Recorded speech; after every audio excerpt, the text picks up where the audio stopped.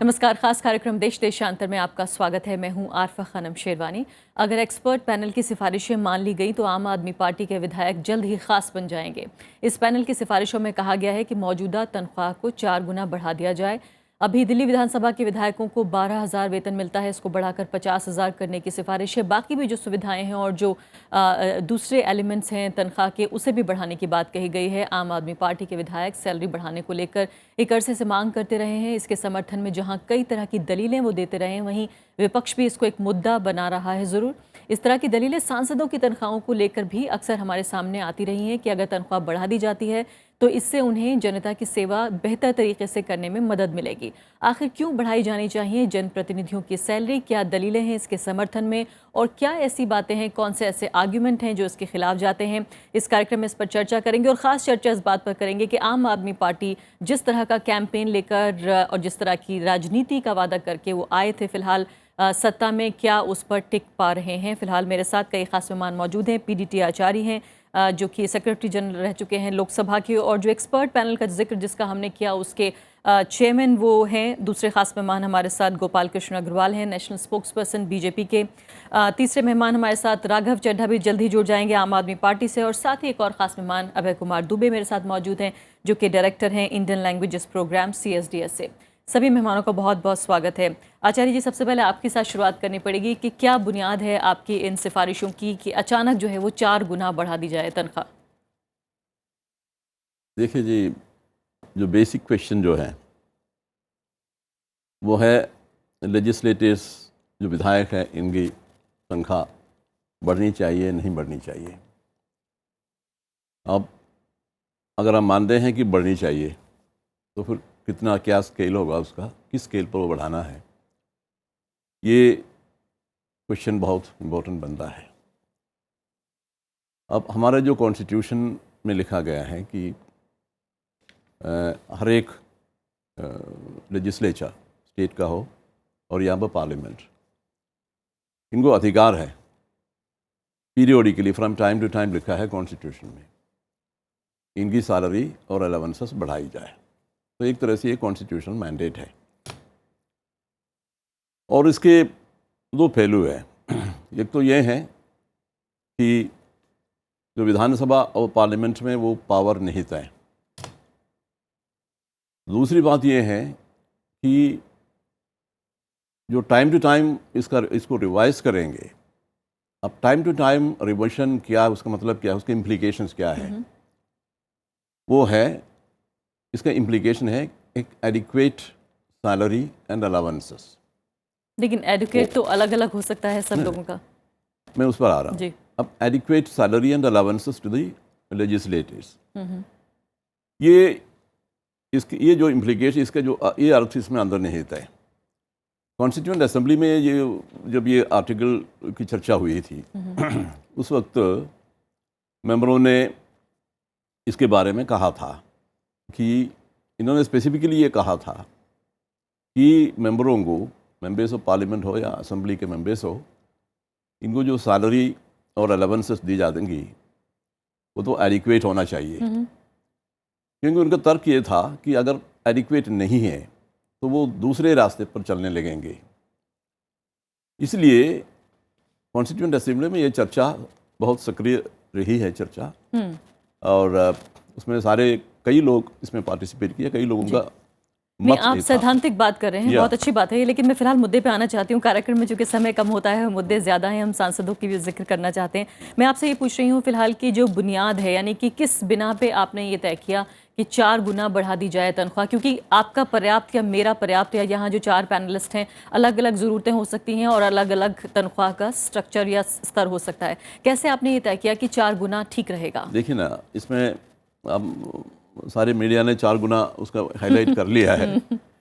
इसको अगर आप इसकी जो ब्रेकअप करेंगे, अब दिल्ली में एक विधायक को जो सैलरी मिलती है वो 12,000 है। बिल्कुल। अब 12,000 पर मंथ जो सैलरी मिलती है, तो मेरे ख्याल से यहाँ पर कैशुअल लेबर भी उसको ज़्यादा सैलरी लेते हैं। तो उससे हमने 50 कर दिया। अब 50 एक रीजनेबल लेवल है सैलरी का। वो भी अगर गवर्नमेंट नहीं, लेकिन आपने बाकी सुविधाएं जो हैं, यानी कि कम्युनिकेशन है, ट्रांसपोर्ट है, उस सबको भी बढ़ाया। मैं आ रहा हूँ उसके ऊपर आ रहा हूँ। और जो सैलरी 50,000 जो है वो बहुत बड़ी कोई सैलरी नहीं है। और फिर दूसरे जो अलाउंसेस की बात आप कर रही है, एक दूसरी अलाउंस है कॉन्स्टिट्यूएंसी अलाउंस। वो कॉन्स्टिट्यूएंसी में उससे स्पष्ट है कि कॉन्स्टिट्यूएंसी में जो खर्चे आती हैं एक्सपेंसेस, तो उनकी तो पब्लिक लाइफ में तो एक्सपेंसेस बहुत होते हैं और उस पर खर्च करने के लिए है। असल में जो सैलरी कंपोनेंट है, जो 50,000 रुपीज़ हमने सजेस्ट किया है, वो उनके जो फैमिली के खर्चे और बाकी जो सारी चीज़ें हैं वो मीट करने के लिए हैं। चलिए ठीक है, मैं वापस आती हूँ। आप ये कह रहे हैं कि ये एडिक्वेट है, ये पर्याप्त रहेगा और एक डिसेंट सैलरी एक आदमी को मिलनी चाहिए, और खासकर एक रीजनेबल जो पब्लिक रिप्रेजेंटेटिव हो, आप इसको रीजनेबल मानते हैं जितना पैसा बढ़ाने की आपने सिफारिश की है। गोपाल कृष्ण अग्रवाल जी, आप इसको किस तरह से देखते हैं? क्यों नहीं? क्योंकि अगर आज आम आदमी पार्टी के विधायक हैं, हो सकता है कल को जो है आपकी सरकार बन जाए या आपके विधायकों की तादाद बढ़ जाए, तो ये तो अलग सभी पॉलिटिकल पार्टीज को इसका फायदा होने जा रहा है। क्यों आप इसका विरोध कर रहे हैं? देखिए, इसमें 2-3 चीज़ें हमें समझना बहुत आवश्यक है। सबसे पहली बात कि अगर आप जो एमएलए बनना या एमपी बनना, एक आम आदमी को खास आदमी बनने का रास्ता नहीं बनना चाहिए कि वो पहले तो एक आम आदमी के नारे लगाएं, मैं तो गरीब और निचले वर्ग को बिलोंग करता हूं, और फिर तुरंत एमएलए बन जाए तो वो अपनी सैलरी बढ़ा दे। यह बात को ध्यान में रखना, आपने क्या जनता को प्रॉमिस किया है और किस रास्ते पे आप जाना चाहते हैं। तो आपने तो कहा आम आदमी, हम तो आम आदमी, हमारे एमएलए तो आम आदमी, हम नहीं कहते आप ज़्यादा भी लीजिए, लेकिन आपका नारा क्या था? और दिल्ली का आम आदमी की सैलरी तो 2.4 लाख है एनुअल, तो वो उसका 20,000 ही बनता है। तो आपका एक आम आदमी जिसके नाम पे आपने गए और पिछले 1-1.5 साल में ही आप तुरंत खास बनने के लिए आप ये तरीका अपना रहे हैं, क्या एक तो आम पॉलिटिक्स है ये। एक आम शहरी, एक आम नागरिक से आप कंपैरिजन करेंगे एक जनप्रतिनिधि का जिसको बहुत सारी जिम्मेदारियां निभानी है, जिसको दरअसल जनता के हर आदमी जो उसकी कॉन्स्टिट्यूएंसी का है उसका जवाब देना है। बल्कि ये आप ये देखें कि एमएनसीज में अगर हम देखें जो मिडिल रैंक के लोग हैं, उनकी भी सैलरी कमोबेश इतनी ही है जितनी फिलहाल 4 गुना बढ़ाने के बाद होने जा रही है। ये बात नहीं है, जो इंडस्ट्रियलिस्ट हैं वो कमाते हैं, हमें कोई ऑब्जेक्शन नहीं, ये भी लें, तनख्वाह लें, ये बात नहीं है। लेकिन आप जनता को राजनीति करके बेवकूफ़ ना बनाएं। आप ये ना कहें कि हमारे एमएलए एमपी तो आम आदमी है। आपके आम आदमी की डेफिनेशन क्या है? फिर आप ये क्लियर कर दीजिए। अब बोल दीजिए कि हमारे सारे एमपी को, एमएलए को हम खास आदमी बनाना चाहते हैं। अगर ये है, और क्या आवश्यकता है? आवश्यकता का तो कोई वो नहीं है, और इसके अलावा भी बहुत से इसमें अलाउंसेस हैं। तो असली चीज़ है कि आप क्या करना चाहते हैं, आप किसकी राजनीति करना चाहते हैं, और उसकी आवश्यकता को कैसे आप डिफाइन करते हैं। अगर आप स्पष्ट रहिए, ट्रांसपेरेंसी, हिपोक्रेसी जो कर रहे हैं ना, इसके लिए ऑब्जेक्शन है। आप कहिए कि हमारे तो 5 लाख चाहिए, जो भी चाहिए, मतलब स्पष्ट होनी चाहिए, इसके लिए। वापस आती हूँ। अभय कुमार दुबे जी, आपका क्या आर्ग्यूमेंट है? क्या वाकई तनख्वाह बढ़ा देनी चाहिए? एक रीजनेबल बेहतर जिंदगी जीना, एक कंफर्टेबल आरामदेह जिंदगी जीने का हक क्या जनप्रतिनिधि को नहीं है? देखिए, मैं शुरू से ही इस प्रकार की बहसों में भाग लेता रहा हूँ कि सांसदों की बढ़ने चाहिए कि नहीं बढ़ने चाहिए, प्रदेशों में विधायकों की बढ़नी चाहिए कि नहीं बढ़नी चाहिए। और मेरा तर्क हमेशा ये रहा है कि बढ़ने पे कोई आपत्ति नहीं है, क्योंकि सभी की ज़रूरतें बढ़ रही हैं। लगातार मुद्रास्फीति बढ़ रही है, जो निर्वाचन क्षेत्र में होने वाला खर्चा है वो खर्चा बढ़ रहा है, कम्युनिकेशन संचार के ऊपर खर्चा बढ़ रहा है, आने जाने के ऊपर लगातार खर्चा बढ़ रहा है, और लोगों को निजी ज़िंदगी ठीक से वो गुजार पाएँ, एक मध्यवित्त स्तर पर, एक मध्यवर्गीय स्तर पर सामान्य ज़िंदगी गुजार पाएँ, उसका भी खर्चा लगातार बढ़ता जा रहा है। मेरी आपत्ति हमेशा इस बात पर रही है कि सांसद और विधायक खुद बिल लाते हैं और खुद ही उसको पास करके बढ़ा लेते हैं। अभी तक होता ये रहा है। इस बार सार्वजनिक जीवन में ये बहस हुई जम के। इसके बाद से ये होने लगा है कि दिल्ली सरकार को भी एक अलग कमेटी बनानी पड़ी और केंद्र सरकार को भी एक कमेटी बनानी पड़ी। ये एक कि बाहर के लोग आके जांच करेंगे, निष्पक्ष लोग आके जांच करेंगे कि भाई सांसदों को कितना मिलना चाहिए। निष्पक्ष लोग आके बैठ के जांच करें, विशेषज्ञ लोग बैठ के जांच करें। इस कार्यक्रम में पब्लिक स्क्रूटनी हो रही है, हाँ, उसकी फिर पब्लिक स्क्रूटनी हो रही, तो ये एक बहुत अच्छी बात है। पहली बात ये, मैं बढ़ाने के ऊपर मेरी कोई आपत्ति नहीं है, बढ़ना ही चाहिए, क्योंकि मैं ये मानता हूं कि जब अनावश्यक रूप से कम वेतन होता है और अनावश्यक रूप से कम सुविधाएं होती हैं तो वो भ्रष्टाचार को सीधा निमंत्रण होता है। इसका मतलब ये नहीं है कि जो लोग ज्यादा वेतन भत्ते हो पाते हैं वो भ्रष्टाचार नहीं होते, लेकिन फिर भी इसकी वजह से अग्रवाल जी कह रहे हैं कि आवश्यकताएं तो उस हिसाब से बढ़ जाएंगी। अनावश्यक रूप से जो बढ़ाया गया, जैसा अभी बताया गया, मुझे पता नहीं थी कि सिफारिश 50,000 कर देने की है। मैं समझता हूं कि 50,000 रुपए कोई ऐसी बहुत बड़ी सैलरी नहीं है इसकी वजह से हम कहने लगे अचानक कि आम आदमी खास आदमी बन गया है, टोटल तो एमोल्यूमेंट 50,000 नहीं है, 2.5 लाख के करीब बन देखिए गया है। ऐसा से भी है, और थोड़ा ज्यादा जो पड़ा है। जो बहुत सारी चीजें रीएम्बर्समेंट जिसको हम कहते हैं उसके जरिए होती हैं। दूसरी बात यह है कि अगर हम जनप्रतिनिधियों को ठीक से सुविधाएं देंगे तो उनमें जो ईमानदार जनप्रतिनिधि हैं, देखिए ताला जो है वो शरीफों के लिए होता है, वो चोरों के लिए नहीं होता। आप कितना बड़े से बड़ा ताला लगा दें, चोर तो ताला तोड़ ही देगा, अंदर घुस ही जाएगा। तो शरीफ भी चोर ना बन जाए इसके लिए ताला लगाया जाता है। इसीलिए लोगों को ठीक जनप्रतिनिधि ईमानदार रहें, जनता की सेवा कर पाएं, ठीक से सुविधापूर्वक अपने निर्वाचन क्षेत्र की में घूम पाएं, इधर उधर जा पाएं, उसके लिए उनको एक आरामदेह माकूल तरीके किस्म से की होना चाहिए। माकूल किस्म के वेतन भत्ते देना बहुत जरूरी है। जी हाँ, लेकिन कितना काफ़ी रहेगा, कितना स्तर होना चाहिए जो कि काफ़ी होगा? अलग अलग विधायकों की भी अलग अलग राय हो सकती है। कुछ लोगों को शायद 80,000 ठीक लगे। अभी मैं देख रही थी कि अलग अलग जो विधानसभाएं हैं वहाँ कितने कितने जो हैं वेतन लोगों को मिल रहे हैं। नीतीश कुमार का जिक्र हो रहा था, त्रिपुरा के भी मुख्यमंत्री का जिक्र हो रहा था, जिनको कि 8-9 हज़ार रुपये में गुजारा अपना करते हैं। नीतीश कुमार मुख्यमंत्री जो है 95,000 रुपये लेते हैं, वो भी उनके लिए काफ़ी रहता है। जयललिता जो है सिर्फ 1 रुपया लेती हैं महीने पे तनख्वाह का। तो क्या ये माना जाए, अगर पैमाना ये है कि वाकई भ्रष्टाचार नहीं होगा, उनके ऊपर कितने भ्रष्टाचार के मामले रहे, ये भी हमने देखा। राघव चड्ढा हमारे साथ फ़ोन लाइन पर जुड़ गए हैं, कोशिशें करेंगे कि खुद वो साक्षात भी हमें दिख जाएं, लेकिन फ़िलहाल फ़ोन लाइन पर हमें मौजूद मिल गए हैं। फिलहाल राघव चड्ढा, ये बताइए कि आप इसे किस तरह से देखते हैं, खासकर ऐसे वक्त में जबकि डेंगू से जो है आपको लड़ना है, इंफ्रास्ट्रक्चर कमज़ोर हो रहा है, कहीं ना कहीं जो बेसिक जो सुविधाएं हैं, जो बुनियादी सुविधाएं हैं वो भी चरमरा रही हैं। ऐसे में क्या ये सही वक्त था कि विधायकों की तनख्वाह बढ़ाई जाए?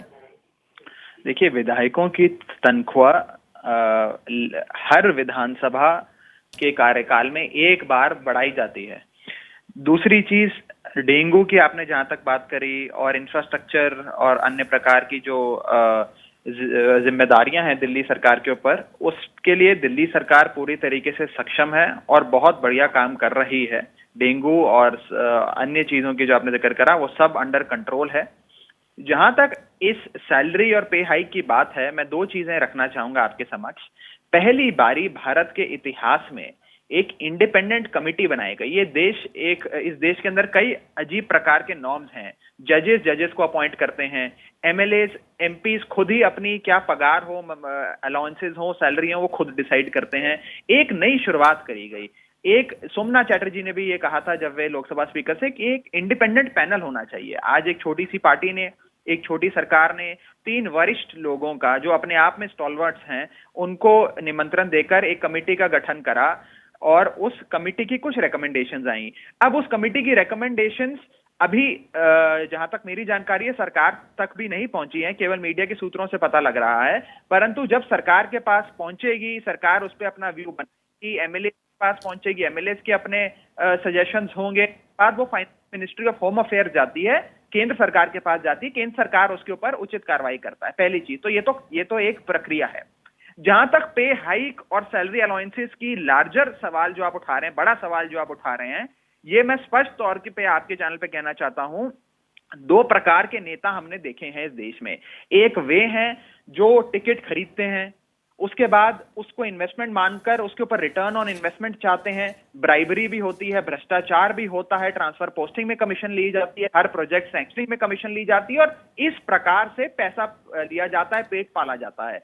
दूसरे प्रकार के नेता वे होते हैं जो ईमानदार राजनीति करते हैं, स्वच्छ राजनीति करते हैं। यदि आज हम ये कहें कि 12,000 रुपए प्रति महीना जो आज दिल्ली विधानसभा के एक लेजिस्लेटर को मिल रहा है, विधायक को मिल रहा है, यदि इस वे अपना पेट भी पाल सकता है, अपने बच्चों को शिक्षा भी दे सकता है, अपने परिवार को स्वास्थ्य भी दे सकता है, तो आज के इन्फ्लेशन के माध्यम से और आज के उस जो एग्जिस्टिंग स्टैंडर्ड ऑफ लिविंग के हिसाब से अगर आप देखें तो वो कहीं ना कहीं कम पाया जाता है। यदि आप इसको और राज्यों के कंपैरिजन में भी देखें तो दिल्ली का सबसे कम है और दिल्ली के अंदर पिछला रिवीजन 2011 नहीं, लेकिन राघव चड्ढा फिलहाल जो मेरे पास आंकड़े हैं उससे पता चलता है फिलहाल। जी करिए। जी एक चीज तो ये रही। दूसरी चीज मैं ये कहना चाहता हूं कि आज यदि किसी भी व्यक्ति को ये 400% या 4 गुना होने पर किसी प्रकार की आपत्ति है तो वो पहले अमाउंट देखे। आज बेसिक सैलरी 12,000 है। यदि 12,000 से आज मैं आपको ये साफ तौर पे कहना चाहता हूं, दिल्ली सरकार के अंदर 6 पे कमीशन के हिसाब से जो ड्राइवर को अपॉइंट किया जाता है, जो अफसरों की गाड़ी चलाते हैं, उनका मासिक जो उनको सैलरी दिया या पगार दिया जाता है वो 43,000 रुपीज है। और वो बेसिक सैलरी अगर आप हमारे एमएलए का ये देखें तो 12,000 को 43 से गलत कंपेयर बल्कि करके 83,000 अगर मौजूदा सैलरी लगाई जाए वो तो पूरी कितनी होती है? reimbursement 83,000 रुपए बैठती है। आशा जी वो रीइंबर्समेंट्स हैं, सेक्रेटेरियल अलाउंसेस हैं, कॉन्स्टिट्यूंसी अलाउंस नहीं, है। आपकी बात वैलिड है राघव चड्ढा, लेकिन ये बताइए रीइंबर्समेंट्स हैं। जी हाँ, लेकिन ये बताइए कि फिलहाल दो मुख्यमंत्री हैं फिलहाल जिसमें कि जिनकी जो सबसे ज्यादा सैलरी लेते हैं प्रकाश सिंह बादल हैं जो कि 1 लाख रुपए महीना लेते हैं। उसके बाद नीतीश कुमार हैं, दूसरे नंबर पे आते हैं, 99,500 रुपए महीना लेते हैं। अगर हम ममता बनर्जी की हम बात कर रहे हैं वो 8,000 रुपये लेती हैं, और तमिलनाडु की चीफ मिनिस्टर हैं जयललिता, वो सिर्फ 1 रुपया लेती हैं। तो ये इन आंकड़ों को अगर हम समझें तो कैसे माना जाएगा कि किसके भ्रष्ट होने के चांसेस ज़्यादा हैं? अगर ये अकेला आर्ग्यूमेंट है, अगर ये अकेली दलील है कि अगर आप बेहतर सैलरी देंगे या पर्याप्त तनख्वाह देंगे तो भ्रष्ट होने के चांसेस कम होंगे, कैसे आप इन चारों मुख्यमंत्रियों में कैसे कंपैरिजन करेंगे? देखिए, हर व्यक्ति की अपनी जरूरतें होती हैं, हर व्यक्ति के अपने खर्चे होते हैं। और हमने जब ये पिछली बार, जहां तक मेरी याददाश्त अगर मेरा साथ देती है, तो जुलाई के महीने में फिर इस पे चर्चा हुई थी, आपके चैनल ने भी इस पे डिबेट करी थी। उस पे यही निष्कर्ष निकल कर आया था कि यदि कोई लेजिस्लेटर, कोई एमएलए जिसके पास संसाधन है, जिसके पास पैसा और प्रॉपर्टी है, और यदि उसको सैलरी की आवश्यकता नहीं है तो वे लिखित में दे सकते हैं कि हमें सैलरी लेने की आवश्यकता नहीं है, हम टोकन मनी 1 रुपए ले लेंगे। परंतु यदि आज आप हमारे एमएलए का आप एफिडेविट उठाकर देखें, उस एफिडेविट को देखें, उसके अंदर कम से कम 15 एमएलए ऐसे हैं जिनकी कुल संपत्ति, नेट वर्थ 1 लाख रुपए से भी कम है। कुल संपत्ति की बात कर रहा हूं। और मैं आपको एक दूसरा उदाहरण देता हूं, फिर अपनी बात समाप्त करूंगा। आपने देखा था कि हमने जब ये दिल्ली चुनाव लड़ रहे थे, अरविंद केजरीवाल जी ने एक खुलासा करा था दिल्ली प्रदेश भारतीय जनता पार्टी प्रदेश अध्यक्ष के कार्यों के बारे में और उनके व्यवसाय के बारे में। वो एक काउंसलर हैं, वे काउंसलर की सैलरी लेते हैं, कुछ हजार रुपए लेते हैं, परंतु वो दिल्ली सरकार को, रिलायंस के साथ काम कर कर अन्य लोगों को मीटर बेचा करते थे, और उसके अंदर पूरा कॉन्फ्लिक्ट ऑफ इंटरेस्ट का कार्यक्रम निकल कर आया। यदि आप चाहते हैं कि कोई एमएलए इस प्रकार से मीटर बेचकर या जनता के अंदर इस प्रकार का कॉन्फ्लिक्ट ऑफ इंटरेस्ट कर कर पैसा कमाए और सैलरी ना ले, वो एक अलग बात है। हमारा तो ये कहना है, स्वच्छ राजनीति, ईमानदार राजनीति अगर होनी है तो व्यक्ति की जो क्षमता, अगर उसकी जो खर्चे हैं उसके हिसाब से उसे थोड़ा सा, चलिए ठीक है, लेकिन राघव चड्ढा, बहुत सारा सक्षम हो सकता है। संकट भी काफी है। बात हो रही है कि होर्डिंग्स लगाने पे बहुत ज्यादा खर्च हो रहा है, फुल पेज के ऐड दिए जा रहे हैं, और अब विधायकों की तनख्वाह भी 4 गुना, यानी कम से कम ये ग्लेरिंग तो लगता है। चलिए वापस आती हूँ मैं आपकी तरफ। यहाँ पर बैठे हुए बीजेपी के नुमाइंदे, उनसे बातचीत कर लेते हैं। गोपाल कृष्ण अग्रवाल, 2 महत्वपूर्ण बातें उन्होंने कही हैं। पहली बात तो उन्होंने ये कहा है कि जिस तरह के विधायक हमारे चुन के आए हैं वो दरअसल बहुत ही साधारण पृष्ठभूमि के हैं, जो बहुत बड़े कारोबारी माहौल से नहीं आते। उन्होंने कहा कि हमने टिकट भी नहीं बेचे हैं, यानी कि अमीर लोग नहीं है जो चुन के आए। ये बात सच है कि ये अलग तरह का चुनाव था और बहुत आम पृष्ठभूमि के लोग भी विधायक बने, जिनको कि एक सुविधाजनक, या कहा जाए एक साधारण जीवन जीने के लिए भी इस स्तर की सैलरी चाहिए। एक महत्वपूर्ण बात यह है। दूसरे उन्होंने ये कहा है कि जो प्रैक्टिस अब तक रही है कि अपने आप जो है, जिसका जिक्र कर रहे थे अभय कुमार दुबे, कि अपने आप अपनी तनख्वाह बढ़ा लेना, जो मेरे पास फैसिलिटी नहीं है इनके पास भी नहीं है, वो भी अपनी फैसिलिटी को फिलहाल दरकिनार करके एक एक्सपर्ट पैनल का गठन किया गया है। इसका स्वागत होना चाहिए। देखिए, जो एक्सपर्ट पैनल का गठन किया है, बातचीत है, कमीशंस तो बनते ही सरकार में डिसीजन लेने के लिए, उसके लिए कोई ऑब्जेक्शन नहीं है। लेकिन बात यह है कि आखिर आप ये जो कंपैरेटिव लेना, मैंने जो पहले भी कहा कि जो हिपोक्रेटिक वे ऑफ टॉकिंग है कि हम तो दूध के धुले हैं, बाकी सब चोर उचक्के हैं, बाकी सारे पॉलिटिशियन तो बेईमान ही हैं, और वो इस क्राइटेरिया से कि हम तो वो कम, हमारा 1 लाख की एसेट्स हैं, ये सब जो है ना, ये थिंकिंग आज की डेट में सेल्फ राइटियसनेस कुछ ले जाने वाली नहीं है। पहली बात, इन्होंने देखो, इनकी अगर बात देखें तो कह रहे हैं 12,000 में कोई रह पाएगा। 12,000 का कंपैरिजन, अभी सैलरी 12,000 नहीं है, आपको सारा अलाउंसेस वगैरह मिला के 12,000 को 50,000 नहीं किया, वो 2 लाख 2.5 लाख है। तो यह एक तो झूठा जो फिगर्स को मैनिपुलेट करते हैं, ये छोड़ दें। और दूसरी बात ये कि एक अभी आज की अगर इन्हें इतनी चिंता है, एक कर्मचारी को सैलरी नहीं मिली, उसने आत्महत्या कर दी, उसकी चिंता क्यों नहीं कर रहे, उसके बारे में क्यों नहीं बोल रहे? पहले उसको देखें। आपने भी बताया कि जो इतने होर्डिंग्स लगे, ये देखें, इन चीज़ों को पहले प्रायोरिटी की बात है। अगर आप जनता में आम जनता की बात करते हैं, आपकी प्रायोरिटी क्या है? प्रायोरिटी आपने क्लियर कर दी कि हमारी अपनी सैलरी बढ़ानी है। ठीक है, आप बढ़ाइए, लेकिन आप कहिए कि मेरी तो प्रायोरिटी अपनी सैलरी बढ़ानी है, पहले मैं अपनी सब्सिस्टेंस देखूंगा, मेरे घर में खाना आ रहा है कि नहीं, मेरे घर में आप बता दीजिए। हम तो वो 15 MLA के लिए ये सारा कर रहे हैं, उनको जीवन उनने हमारे पार्टी के लिए इतना किया है, उनको हमें रिवॉर्ड देना है। यूं बोलिए ना, और आप स्पष्ट करिए, और बाद में हम जनता की चिंता करेंगे। तो यह बात है। और फिर आप उसको बात करो कि भारतीय जनता पार्टी के अध्यक्ष, तो आपके MLA क्या कर रहे हैं, उनका क्या हाल है, वो अराजकता, इलीगैलिटी और किस तरह के भ्रष्टाचार और किस तरह के कामों में लिप्त हैं, उनकी चर्चा करिए ना। आचार्य जी, फिलहाल अगर देखा जाए तो दूसरे राज्यों से कंपैरिजन तो होगा ही कि दूसरे राज्यों में विधायकों को कितनी तनख्वाह मिलती है, वो कैसे अपना गुजारा करते हैं। गुजरात में 56,000 रुपये और भत्ता और बाकी सुविधाएं हैं, हरियाणा में 55,000 है, गोवा में हालांकि 1 लाख रुपया है, हिमाचल प्रदेश में सिर्फ 30,000 रुपये है, अरुणाचल प्रदेश में सिर्फ 30,000 रुपये है और महाराष्ट्र में 75,000 है। दिल्ली में ऐसी क्या खास बात है, जबकि पूरी एक तरह से देखा जाए पूरा स्टेट भी नहीं है, उतनी रिस्पॉन्सिबिलिटीज़ भी नहीं है। कई लोग ये भी कहते हैं कि ग्लोरीफाइड मेयर की तरह काम करता है दिल्ली का मुख्यमंत्री, या विधायकों के ऊपर भी उतनी जिम्मेदारियाँ नहीं है जितनी एक फुल फ्लेजेड राज्य में होती। तो क्यों इतनी तनख्वाह बढ़ाई जाए? देखिए ना, एक चीज़ मैं ज़रा स्पष्ट करना चाहता हूँ पहले, कि ये जो रिपोर्ट आई है और इसमें जो भी है, इसका कंटेंट जो है वो हमारा है, दिल्ली कमेटी का है।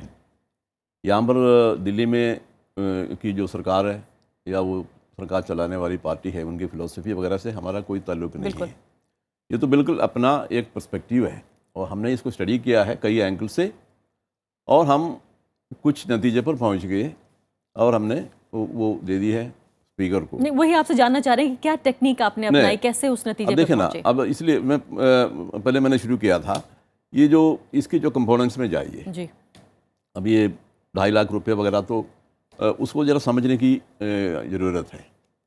आचार्य जी, एक चीज़ है कि आपने कार के लिए भी 12 लाख कर दिया लोन। अब आपके कार का मतलब वो तो कोई तो क्राइटेरिया होना चाहिए ना। वो तो कार चलो खाने के लिए, रहने के लिए आपने अलाउंस के लिए दिया, कॉन्स्टिट्यूंसी मैनेजमेंट के लिए दिया। आचार्य समय मेरे पास कम है, 3-4 मिनट बचे हैं लास्ट। आचार्य जी ये बताइए, मैं जो आपसे पूछ रही थी कि दूसरे राज्यों से जो कंपैरिजन है वो भी तो आपने कहीं ना कहीं कंसिडरेशन में रखा होगा कि दूसरे राज्यों में क्या हो रहा है।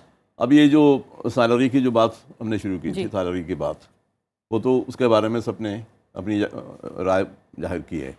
और फिर कॉन्स्टिट्यूंसी अलाउंस, जो सैलरी जो है वो सैलरी ही इनकी जो डिस्पोजेबल इनकम बनती है एक मेंबर की, सैलरी ही, मैं उसको एक्सप्लेन करता हूँ। और बाकी अभी जो कन्वेंस अलाउंस है, अब कन्वेंस अलाउंस किसके लिए रखा है? वो कन्वेंस के लिए रखा है, वो तो अपने डिस्पोजेबल इनकम में नहीं आता वो। और फिर सेक्रेटोरियल अलाउंस 40,000 मिलता है इनको अभी कुल मिला के, कंप्यूटर ऑपरेटर और जो असिस्टेंट है, कुल मिला के 40,000 मिलता है। थोड़ा संक्षेप में 2 मिनट बचे मेरे पास जी। मिलता है, उसको बढ़ा के हमने 70,000 कर लिया। वो कंप्यूटर ऑपरेटर और एक दूसरा ऑफिस असिस्टेंट एक्सपर्ट और एक छोटा कर्मचारी जो भी है, तो मिला करके 70,000 किया है। लेकिन 40,000 उनको मिलता है अभी इस वक्त। तो ये तो रीइंबर्सेबल, मतलब किसी को पे कर उनके पॉकेट में नहीं जाता, चलिए ठीक पॉकेट में नहीं जाता। अभय कुमार दुबे जी, क्या जो जनता है वो तो आखिरी अदालत तो उसी की है, किस तरह से जनता इसको देखेगी ये मैं आपसे समझना चाहती हूँ। आमतौर पर जो जनप्रतिनिधि हैं उनकी आम जनता के बीच में छवि अच्छी नहीं है। लोग ये मानते हैं कि जैसे ही विधायक होता है, MP होता है, उसके पास आमदनी के अज्ञात दरवाजे खुल जाते हैं और वो पूरे मौज मजे में रहता है। और जिस तरह आमतौर पर सांसद और दूसरे राज्यों के, दिल्ली की बात में ज़्यादा कम जानता हूँ, रहते हैं, जिस तरह जर्राक बुर्राक कपड़े पहनते हैं, जो उनकी रहन सहन की शैली होती है, उससे जनता की ऊपर छवि बनती है कि इनके पास पर्याप्त रूप से पैसे हैं और नाम को होती है तनख्वाह जो है। और तनख्वाह से इनकी कोई असर नहीं पड़ता, ये लें या ना लें। तो ये छवि बनी है। इस छवि की वजह से कोई भी ऐसा कदम उठाया जाएगा कि जनप्रतिनिधियों का वेतन भत्ता बढ़ाया, चाहे सांसदों का हो जहां भारतीय जनता पार्टी का बहुमत है, चाहे दिल्ली के विधायकों को हो जहां आम आदमी पार्टी का बहुमत है, जनता के ऊपर तो इसका असर विपरीत ही होगा। लोग यही मानेंगे कि साहब इनके मौज मजे में बढ़ोतरी करने के लिए हो रहा है। ऐसा तो नहीं है। अगर मैं दूसरी तरह से आर्ग्यूमेंट को इस्तेमाल करने की कोशिश करूं कि ये ईमानदार लोग हैं और ईमानदाराना तरीके से ही तनख्वाह लेना चाहते हैं, लीगल तरीके से तनख्वाह लेना चाहते हैं और भ्रष्ट कामों में ये उलझे हुए नहीं है, क्या इस तरह से तो इसको नहीं लिया जाएगा कि इतना इंसिस्ट कर रहे हैं तनख्वाह लेने पे, बेहतर सुविधाओं पर, इसकी वजह यह है कि ये भ्रष्ट मामलों में नहीं पड़ना चाहते? इस तरह भी लोग सोच सकते हैं, लेकिन मैं आमतौर पर छवि यही है नेताओं की, और उसमें लोगों के ऊपर उसका गलत असर पड़ता ही है। सब कुछ निर्भर इस बात पर करता है कि कोई जनप्रतिनिधि अंततः अपनी जनता के साथ में, अपने निर्वाचन क्षेत्र के साथ में किस तरह के संबंध रखता है, जनता के साथ कैसे सलूक करता है और आमतौर पर उसके संबंध कैसे हैं। सब कुछ इस बात पर निर्भर करता है। राघव चड्ढा, बताइए कि सिफारिशें मान ली जाएंगी क्या? चलिए, राघव चड्ढा तो यहाँ मौजूद नहीं है, लेकिन किस तरह से आप देख रहे हैं अग्रवाल जी फिलहाल कि क्या इसको बड़ा मुद्दा आगे बढ़ाने आप जा रहे हैं? क्योंकि आम आदमी पार्टी में भी एक तरह से कंसेंसस नजर आ रहा है इसको लेकर। पहले विधायकों ने मांग रखी, जो मुख्यमंत्री हैं उनके भी इस तरह के बयान आए हैं जिससे लगता है कि सिफारिशें मान ली जाएंगी। नहीं, हम कोई मुद्दा बहुत इसको बनाने वाली बात नहीं, हम तो केवल एक एक्सपोजर चाहिए, लोगों को जानना चाहिए कि यह जो अभी इस समय ये जो किया गया, ये एक तरीके से अपने एमएलएज जो उनके साथ रहे उनको एक रिवॉर्ड दिया गया, ये उसी तरह देखना चाहिए। या कोई जनता के हित की चीज का कोई इसमें मतलब नहीं है, ये अपने पर्सनल अपने कार्यकर्ता या जो एमएलए हैं उनके बेनिफिट के लिए ये कार्य किया। राघव चड्ढा, क्या बात मानेंगे? क्या ये सिफारिशें मान ली जाएंगी? जी देखिए, ये सब बेतुके बयानों का मैं क्या जवाब दूं कि कार्यकर्ताओं को पैसा दिया जा रहा है, ये सब बेबुनियाद आरोप केवल राजनीति। नहीं, चलिए मेरे सवाल का तो जवाब दे दीजिए, आप आरोपों का मत दीजिए। जी मैं जवाब दे रहा हूँ। मैं पूछ रही हूँ कि क्या मान ली जाएंगी सिफारिशें? देखिए, जैसा कि मैंने आपको शुरुआत में बताया, एक पूरा प्रोसीजर है। मैं पार्टी का एक छोटा सा हिस्सा हूं, प्रवक्ता हूं। ये हमारे पास तो रिकमेंडेशंस आती नहीं है, ये रिकमेंडेशन सैलरी अलाउंसेस कमेटी में जाती हैं, फिर दिल्ली सरकार के पास जाती हैं, फिर केंद्रीय सरकार के पास जाती हैं। तो 3 अलग अलग अथॉरिटीज के पास जाती हैं। अब ये तीनों अलग अथॉरिटीज इस पे क्या व्यू लेती हैं, इसके बारे में मैं नहीं कुछ कह सकता। पर एक बात आपके साथ जोड़ना चाहूंगा, आप जो अभी चर्चा कर रहे थे, 2-3 आंकड़े रखूंगा और अपनी बात समाप्त करूंगा। यदि आप इलेक्शन एफिडेविट उठाकर देखें, जिन लोगों ने इलेक्शन लड़ा, अजय माकन जी जो बयान कर रहे हैं, उनकी कुल संपत्ति 16 करोड़ रुपए है। विजेंदर गुप्ता जी की कुल संपत्ति 8 करोड़ रुपए है। ओपी शर्मा जी भारतीय जनता पार्टी के जो एमएलए हैं, उनकी कुल संपत्ति 19 करोड़ रुपए है। और हमारे अपनी बताइए ना, अपनी बताइए। नाम आपको ऐसे बता देता हूँ, 15 विधायकों के मैं आपको अभी ऐसे नाम नहीं, आप अपना बता दीजिए ना। चलिए, उन्हें बात पूरी करने दीजिए, आखिरी कुछ सेकंड है जी। अपना ही बता रहा हूँ, यदि आप शांति से सुनेंगे तो आपको मेरी बात समझ में आएगी। मैं आपको 15 लोगों के ऐसे नाम बता सकता हूं अपने विधायकों के, जिनकी कुल संपत्ति कुछ हजारों में है। हमारी एक एमएलए है राखी बिडलान, जिनकी नेट वर्थ कुल संपत्ति नेगेटिव में है। 18,000 रुपए की उनके एसेट है और उनके ऊपर एजुकेशन लोन की लाइबिलिटी 2,90,000 की है। तो हमारे कुछ ऐसे एमएलए जरूर हैं जो बहुत ही साधारण गरीब बताएंगे और बीजेपी के अमीर बताएंगे। अरे राघव जी, ये क्या तरीका है? बात है, यदि विजेंदर जी के पास 8 करोड़ रुपए हाँ, तो विजेंदर जी की बता रहे हैं जो गरीब है भाजपा के। चलिए, कार्यक्रम मुझे खत्म करना होगा। बहुत बहुत शुक्रिया सभी मेहमानों का। आपने अभी तक अपनी नहीं बताई है। माफ कीजिएगा, मैं कार्यक्रम खत्म कर रही हूँ। फिलहाल हमें इंतजार इस बात का करना होगा कि जो एक्सपर्ट कमेटी है जिसके चेयरमैन से हम यहाँ बात कर रहे थे, फिलहाल उनकी जो सिफारिशें हैं 4 गुना तनख्वाह बढ़ाने की, क्या वो जायज़ मानी जाती हैं दिल्ली सरकार के जरिए? क्या वाकई जो है वो इसको स्वीकार किया जाता है? फिर हम एक ताज़ा बहस लेकर फिर हाजिर होंगे। अभी के लिए इतना ही। नमस्कार। सभी मेहमानों का शुक्रिया।